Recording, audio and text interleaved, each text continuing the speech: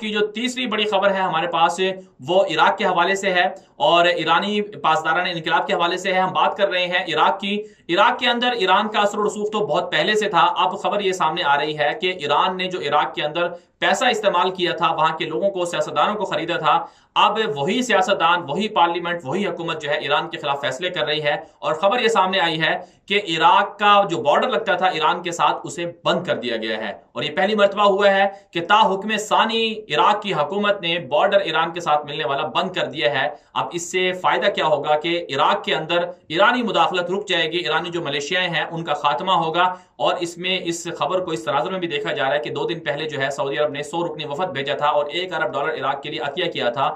تو اس تناظر میں اگر دیکھا جائے تو سمجھ میں یہ آتا ہے کہ اب ایران کا عراق پر اثر و رسوخ جو ہے وہ کم ہو گیا ہے، ختم ہو گیا ہے. تو یہ ایران کے لیے اور ایرانی ملیشیاؤں کے لیے اور ایران کے لیے کام کرنے والے لوگوں کے لیے ایک بہت بڑا دھچکا ہے.